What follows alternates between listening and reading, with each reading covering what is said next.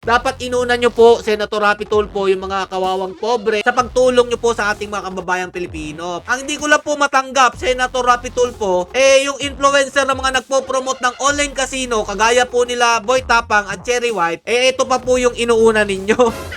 Kesa po sa totoong problema ng ating mga kawawang kababayang Pilipino. So, Senator Rapi Tulfo, bakit nyo po ito tinutulungan? Ang dami na po nating mga kababayang nalulong dahil sa pinagagawa po nitong mga influencers, content creator na kunyari, tumutulong sa ating mga kawawang may hirap. Kunyari, nagmo-motivate. Kunyari, magpaparapol para lang po mag-click ng link.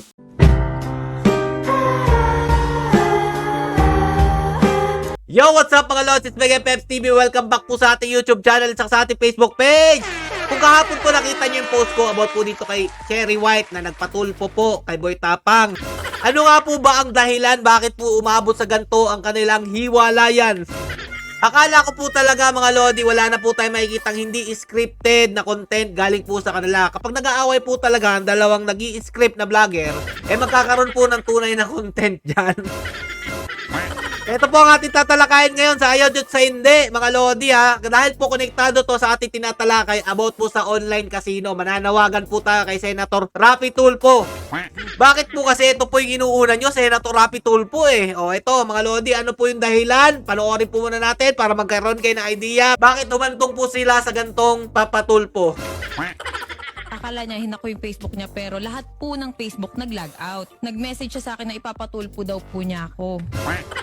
Ngayon, yung conversation na yun, syempre naaligaga ako. Ngayon, pinost ko. Pinost ko po yung convo na ipapatulpo ko. Tapos, bigla na lang siyang nag-live sa Facebook niya. Ayan mga lodi, naunahan po siya ni Cherry White.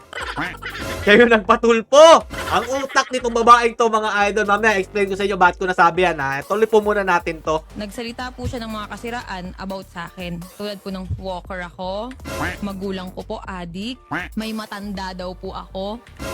Yun po yung mga sinabi niya sa akin. Mukhang may paglalagyan si Boy Tapang dito sa mga pinagagawa niya sa social media. Dapat alam mo to, Boy Tapang, kung ano-ano mga pinagagawa mo, kalalaki mong tao. Kapag hiniwalayan na o ayaw na sa'yo, wag nang pilitin. Wag tayo masyadong bitter. Anak ng tinapay naman, no? Alam mo naman, naghahanap buhay lang yung babae na si Cherry White, O, ito mga lodi, alam naman po natin, yung mga ginagawa po nila, puro po yan mga scripted. Wala na pong totoong mga content na nangyayari dito sa ating bansa, kundi puro scripted. Tapos sabay promote ng online casino sa huli. Dahil mga idol, dati po itong motovlogger si Cherry White. Tapos po, humina po yung kunyaring poverty porn nila pagtulong sa mga mahihirap sa daanan at hindi na po nagkiklik masyado. Syempre, gagawa po ng paraan yan para mag-stay po sa social media at magkaroon po uli siya ng pagkakakitaan. Kaya po, ang ginawa niya, nakipag-collab po siya dito kay Asian Fuckboy. Doon po nila ginagawa yung mga kabulastogang content nila na scripted lang naman po talaga at inamin po nila yon sa isang vlog po nito ni Cherry White, mga lodi. Dito po natin makikita na nagpapakita ng mga yoga, ng kung ano-ano pong malalasawa dito sa social media, at tuwan-tuwa naman po yung mga wanyakis. Eto mga lodi, nakuha nga po niya yung mga followers ni Asian Fuckboy at syempre nakuha niya rin po yung followers ni Boy Tapang dahil nung nakaraan di pa po siya nakikipag-collab, nasa 2 million lang po yata ang followers ito tapos naging 7 million na ngayon. Ngayon, Senator Rapi Tulfo dahil sa hiwalayang yan, malamang baka gusto niya rin pong kunin ang inyong followers. Kaya ako po sinabing medyo mautak po talaga tong babae nito at alam ko po malayo po mararating nitong babaeng to. Dahil nga po, sa tingin ko, dahil maraming po kayong followers, pupunta po talaga siya. Inunahan niya na si Boy Tapang.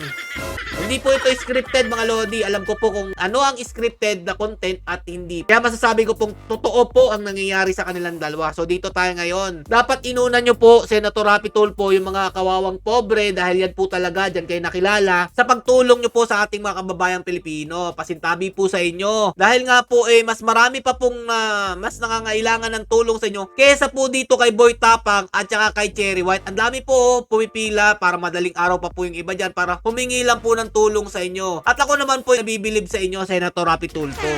Dahil sobrang dami nyo po natutulungan. Pero, ang hindi ko lang po matanggap, Senator Rapi Tulfo, yung influencer na mga nagpo-promote ng online casino, kagaya po nila Boy Tapang at Cherry White, ito pa po yung inuuna ninyo. kaysa po sa totoong problema ng ating mga kawawang pobreng kababayang Pilipino. Isa po sila, Senator, sa nagsisira po ng mga buhay ng ating mga kawawang kababayang naghihirap at lalo po nilang pinapahirap dahil sa ginagawa nilang pag-iimpluwensya na kunyari kuno na napakadali lang po maglaro dito sa pinopromote nilang online casino. Na alam naman po natin na hindi po talaga totoo yun. Wala pong bangkero na magpapatalo ng sarili niyang laro na ginawa, okay? Kaya po mga Lodi o Senator Rapi Tulfo, bakit niyo po ito tinutulungan? Ang dami na po nating mga kababayang nalulong dahil sa pinagagawa po nitong mga influencers, content creator na kunyari tumutulong sa ating mga kawawang mahihirap, kunyari nagmo-motivate, kunyari magpaparapol para lang po mag-click ng link na ito. At ito nga ang sample, Senator Rapi Tulfo ha, para po kayo ma-aware o ma-alarma na rin po kayo. Sana po marinig nyo po itong aking panawagan. Marami pong mga kababayan natin ang mga nalilinlang dito po sa pinopromote nilang online casino kasi nga po sila po itinaguri ang influencers, content creators, streamers na napakasikat po, million followers. Sana po marinig nyo po ang aking hinaing. O kagaya po nito, Senator Rapi Tulfo, naglalaro po siya, sa tingin ko scatter to eh. Natalo po siya dito at syempre, doble yung talo niya nung hinampas niya po ang kanyang cellphone. Basag po ang LCD screen ng kanyang cellphone. Ubos, pati pantubos. Eto naman, Senator Rapi Tulfo, nakita lang po natin sa mga pinagpo-post mo sa social media na sobrang laganap na po talaga ang kalulungan ng ating mga kawawang kababayang Pilipino dito po sa mga pinopromote nilang online casino. Eto po, delikado po ito habang nagmamaneho po, naglalaro ng scatter. Kung okay lang sana kung siya lang po ma-scatter dyan, mga idol, kung siya po ay mabangga. Pero kung makapandamay po ng ating mga kababayan, kagaya no? Anak ng tinapay, di ba? Kung madamay yung kanyang nakasagupan na mga sasakyan dyan, di parang kawawa naman po yung mga inosente na hindi naman po nagsusugal.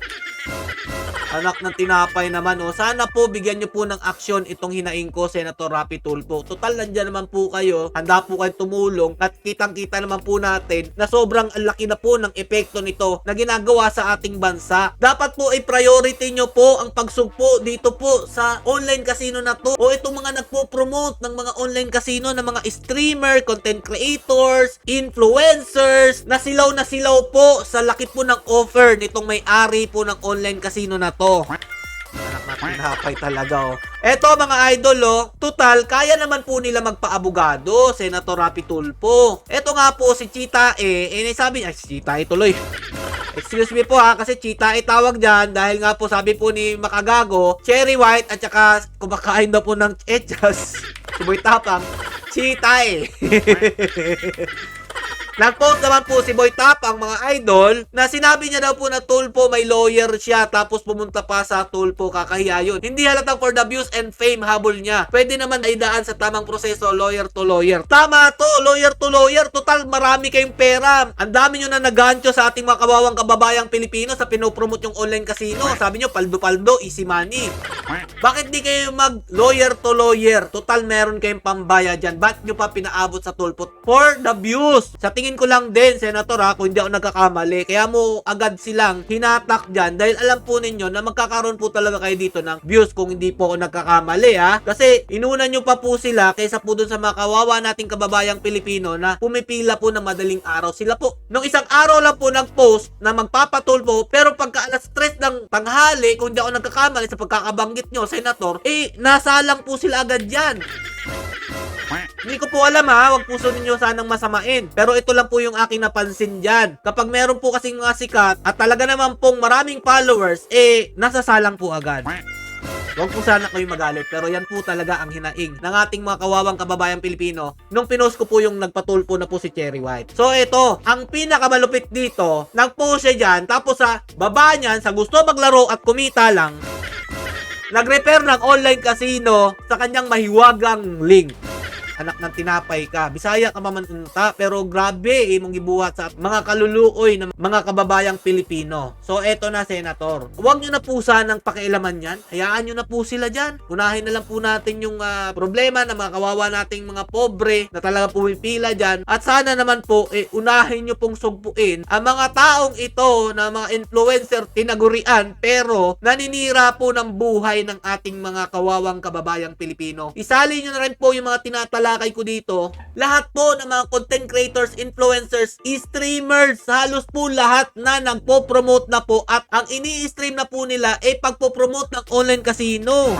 Hindi pa po ba kayo naaalarma dito? Sa lahat po ng mga senador, presidente, vice president o kung sino man dyan, congressman, sana naman po gawa ninyong paraan. Huwag nyo na pong paabutin na malulong po lalo o mabaon sa utang ang ating mga kawawang Pilipino. Dahil total, sabi nyo naman po, para po sa kayo sa mga kawawa nating mga kababayang Pilipino. Action na po tayo mga idol. So hanggang dito na lang po, sana po marinig po ito ng mga nakaupo sa pwesto, gawan po nila ng action ito. Stay safe mga lords and God bless you all. Peace.